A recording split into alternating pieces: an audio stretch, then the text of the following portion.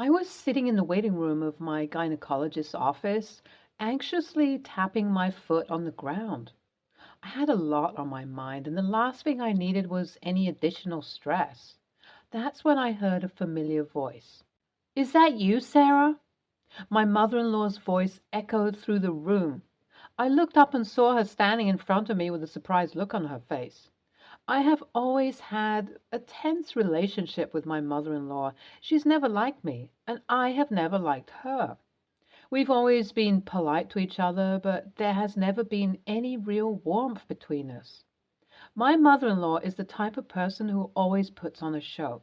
She's always smiling, always telling jokes, and always trying to be the life of the party.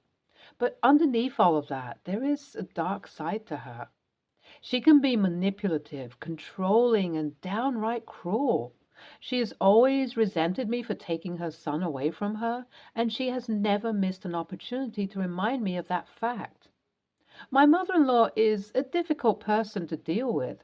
She's always trying to control everything and everyone around her, and she can be very manipulative when she doesn't get her way. She has never approved of me, and I think that's partly because I come from a different background than her. She comes from a wealthy family and has always lived a privileged life, while I come from a more modest background. I think she resents the fact that her son chose to marry someone who is not from the same social class as her. She has always made comments about my job and the way I dress, and she has never made an effort to get to know me or my family. Despite all of this, I have always tried to be polite to her and show her respect. I know how important family is to my husband, and I don't want to cause any unnecessary drama. As soon as she saw the man sitting next to me, her expression turned from surprise to suspicion. "Who is this?" she asked, eyeing him suspiciously. "This is my lawyer," I said, hoping that that would be enough to satisfy her curiosity. But she wasn't satisfied. She started listing off all the consequences that could happen if I didn't give her money. She said that she had a few credit card debts and she would rather I pay them off than her, and that if I didn't give in to her, she would tell my husband that I was having an affair with the man beside me. I was taken aback by her sudden demand. I had no idea what she was talking about, but I knew it couldn't be good. As she ranted on, I couldn't help but feel a sense of dread wash over me.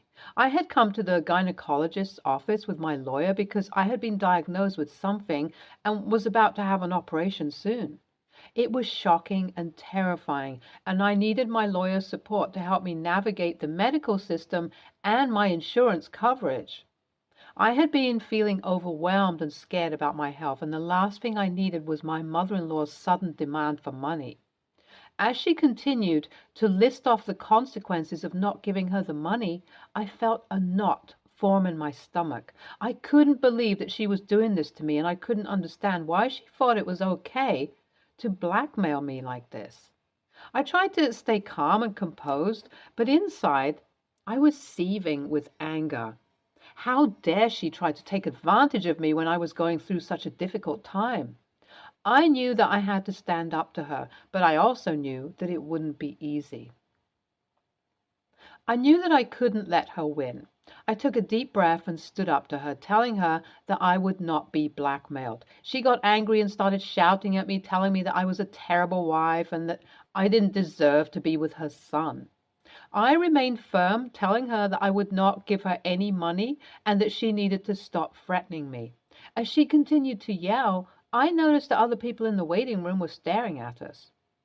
I started to feel embarrassed and ashamed. Here I was arguing with my mother-in-law in a gynecologist's waiting room while other women sat around us waiting for their appointments. I could feel their judgmental stares burning into me. That's when I had an idea. I pulled out the report that was in my bag and started to read it out loud. The report was actually a diagnosis that I had received from the gynecologist, detailing a serious medical condition that I had been struggling with for the past few months. As I read out the details of my diagnosis, I could see the shock and horror on the faces of the people in the waiting room. They had gone from staring at us in annoyance to looking at me with sympathy and concern. My mother-in-law, on the other hand, had gone from angry to pale and visibly shaken. She had not known about my condition, and the weight of her actions suddenly hit her.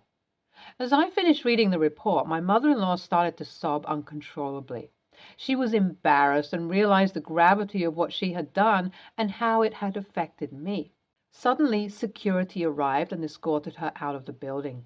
My lawyer sat me down, offering words of comfort and support. He told me that we could file a restraining order against my mother-in-law if necessary, and that we could also pursue legal action against her for harassment and blackmail. Finally, my name was called, and I have whisked away to my appointment.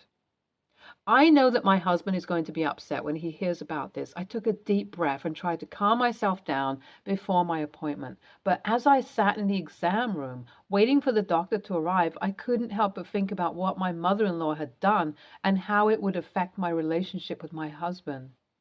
My husband and I have been married for 5 years, and we have always had a strong relationship.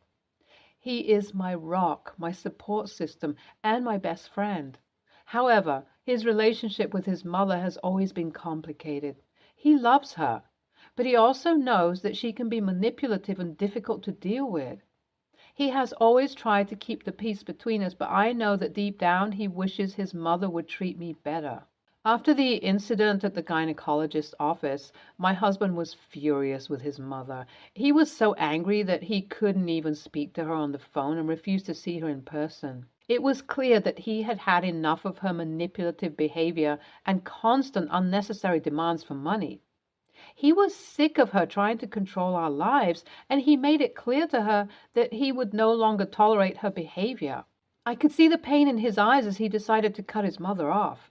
It was not an easy choice for him to make, but he knew that it was the right thing to do for our relationship and our family's well-being. He told me that he had been thinking about doing this for a long time, but had always held out hope that his mother would change. But after what she had done at the gynecologist's office, he knew that enough was enough. He was hurt that his mother could treat me, his wife, in such a cruel and manipulative way. He knew that I had done nothing to deserve her treatment, and that it was time for him to take a stand.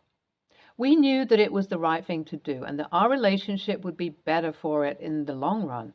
His decision to cut his mother off was a painful one, but it was also a necessary one. We both knew that we cannot continue to live under the constant threat of her manipulation and control. Honestly, I thought it was the best thing that could have happened for our family. Update 1. A week had passed since my husband made the difficult decision to cut his mother off, and we hadn't heard from her. We were both relieved to have some peace in our lives, but one day she showed up unannounced at our door, begging for forgiveness and promising to change her ways. My husband was furious with her and refused to accept her apology. He told her that her behavior had put me under immense stress at a critical time and that he couldn't let her back into our lives until she proved that she was truly sorry and willing to change. His mother was shocked and hurt by his response, but my husband stood firm. He yelled at her that he couldn't allow her to manipulate and control us anymore, and that if she wanted a relationship with us, she needed to respect our boundaries and treat us with kindness and respect. After a few minutes' silence, his mother finally spoke up. She apologized again and promised to work on herself and her behavior. But my husband wasn't convinced. He told her that he needed time to process everything and that he would reach out to her when he was ready. His mother left our house in tears. It was time for her to take responsibility for her actions. It's clear that the mother-in-law has boundary issues and doesn't understand that her behavior is inappropriate. She showed no consideration for the fact that OP was at a gynecologist's office, which is a private and sensitive setting. NTA, cutting her off is a good decision, especially with OP's operation coming up. Mother-in-law is clearly emotionally abusive and greedy. How can you ask someone else to pay off your credit card debt? And the fact that she tried to blackmail her for being there with her lawyer. NTA, these types of people deserve to be publicly embarrassed. Next story. My husband's aunt recently adopted her ex-husband's son. A little backstory first, as that's probably confusing. My husband's aunt, 55, female, separated from her husband several years ago, 60, male. He ended up getting with this lady which he had a child with. She had a medical emergency and unfortunately passed away last year at 39. Due to his age, her ex-husband gave custody of his son to his ex-wife, with his oldest son being next in line if something happens to her. Anyways, he turned 4 years old a few days ago and we were invited to his party. Myself, my stepdaughter, and her husband, plus my 4 younger children, all attended. While we were singing happy birthday, the little boy started licking all over the top of the cake. Immediately, my stepdaughter looked at me funny, and I knew she wasn't going to touch that with a 10-foot pole. My husband's aunt found it hilarious and started recording it. Then another 4-year-old joined in and started in on it as well. My youngest children, 8 female, 6 female, 4 male, and 2 male, were just kind of standing on the side in amazement, and my 8-year-old said, "Mom, I don't have to eat that, right?" I shook my head, no. Well, when it comes to cake cutting time, she approaches us and said, since we have the biggest group, that she would give us all large slices of cake. I declined, and declined for my children as well. She starts throwing a fit and says that the cake cost her $100 and we have to eat some because she bought a larger cake because of our large family. My stepdaughter chimed and told her it was wet and she wasn't eating anything covered in spit and that she should have stopped him from licking all over the top. Aunt ended up getting really angry, so we just left to go home. Since then, I've received several nasty messages from extended family saying we could have just scraped the icing off and she spent more money because of us and that we need to apologize. AITA? Edit to add. She's still very mad over the entire thing. She's called my husband to say we disrespected her in her home and made her son feel bad that no one ate his cake with him. She claims we should be more understanding of him since he lost his bio mom. He watched her have her medical emergency and talks about it often. She's now using that as a pawn to excuse his behavior. We just didn't want to eat it since it was soggy. She claims that we could have just ate around it to spare the child's feelings. It becomes an entire ordeal. I don't think I'm going to invite them to my son's birthday party this weekend, as I don't know how she's going to behave. I have a feeling she would try to ruin my son's cake on purpose to be spiteful. NTA, no way I'd be touching that germ-ridden cake either. I get that kids spread germs very easily, but that's just plain disgusting and not something that should be encouraged. Invite her to your house for dinner as a peace offering. When she's sitting at the table, make a plate for her, but before you pass it over, have one of your kids lick every item on her plate. Insist she eat it all because you spent a lot of money on the food. I wonder if she'd get the point. Probably not. Huge NTA. She's one, though, and so is everyone who sent you a nasty message over the situation. NTA. She should have had a separate small smash cake for the kid that he can destroy and one for everyone else as to not get spit and germs on. That's what you do with young kids. And if you can't afford 2 cakes, you make sure they don't destroy the one other people are supposed to eat. Also, we are still in the age of COVID. It's just not safe anymore. Next story. I, female, 28, started dating a guy back when I was 20. We'll call him Matt. Matt, at the time we started dating, was 27. Slightly inappropriate, yes, but that's not that relevant to the story. Matt had a daughter, Sally, who was 4 years old when we got together. Is now 12. Her mom, Kate, and Matt split when Sally was 1. There weren't any drama. They shared custody. I wasn't fully on board with the step-parent thing when I was 20. I was very young. But when I met Sally, we kind of fell in love. Because my school days were very short and with a lot of self-study, I'd often take her sick days, and I had plenty of time to play.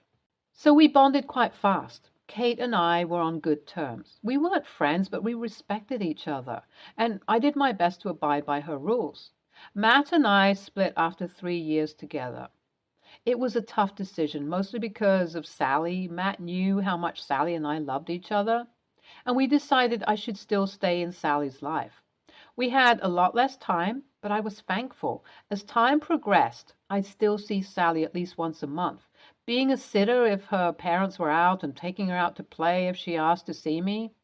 When I graduated, her and Matt were there along with my then fiance, and when I got married to my now husband last year, she was the flower girl. She's a preteen now, and we've gotten closer because she finds it awkward talking with her mom and dad about all the changes she's going through. I only talk to her about things I know her parents already discussed. She's always welcome at my house, has a key. Kate and I don't really have any contact. I only talk to her when I'm at Sally's or Matt's birthday. As always, she's not interested in me. I'm pregnant with my first. I decided to tell Sally and Matt last weekend. Sally was really excited, but afterwards she's been distant in answering my texts. Yesterday I asked her if she wanted to come to my house. She agreed, and I asked what was wrong. She didn't want to say at first, but then she said she was just sad I was going to have a baby. She always wanted a baby sister and never had one. I understood she was also scared she and I wouldn't be the same. I hugged her and said she would always be my first baby, that she was still as welcome as she'd always been, and my baby would love to have a big sister. She was really happy. Matt called me and asked about my conversation with Sally. I told him the truth. He told me Kate was furious with me, that she and Sally had been drifting apart and I was making it worse, basically accepting Sally as my daughter. Sally had gotten really mad at her mom for being angry and has moved to her dad's temporarily. My husband says he understands my view, but that I have to remember Sally has a mother who might feel she has competition now that Sally is in the phase of her life that she is. Matt clearly thinks I need to back off. I still haven't heard from Kate. Sally is sad she's not allowed to see me. AITA? Edit for clarification. Wow, I didn't expect this to get so much attention. Thank you. I just wanted to clear something up as I have seen this a lot. I didn't see Sally once a month. I saw her at least once a month, especially since she grew a bit older. It's been more weekly. And during summer breaks, we go hiking for days together. Once she stayed with me for 2 weeks while both her parents were on vacation. I still haven't heard from Kate. I appreciate all your advice. I'll update when something happens. NTA, you may have used words that inflamed Kate, but your heart was in the right place by reassuring Sally that yours and her relationship will always be special and that it will not be harmed by the arrival of your own biological child. Let things cool down a bit, then talk with Matt about how best to reinforce that Sally's biomom is Kate and that you have no wish to undermine that relationship. And at some point, you need to discuss with Sally the complexity of her relationships among her various parental figures, biological, step, and ex-step. YTA, apparently unpopular, but you were never her mom and shouldn't never try to be. When you and Matt split, if you wanted to remain in her life, then you should have taken an auntie or big cousin type of role. You can be in a child's life and still not try to play the role of second mom, dad, which you are not. Why you continue to try to position yourself as a second mom and as a mom-daughter relationship, and why Matt didn't insist on setting that boundary is beyond me, but you have been out of line. NAH, but you need to talk to Sally and let her know that this is delicate and can hurt her mom and that you aren't a replacement. You need to talk to Kate and be clear you are not trying to replace her, that you know it's hard, and help restate the things you are doing to help not seem like you are taking her place. You are doing a good thing, but it's a tough situation you're in. Stay tuned for more stories from our girl relationship.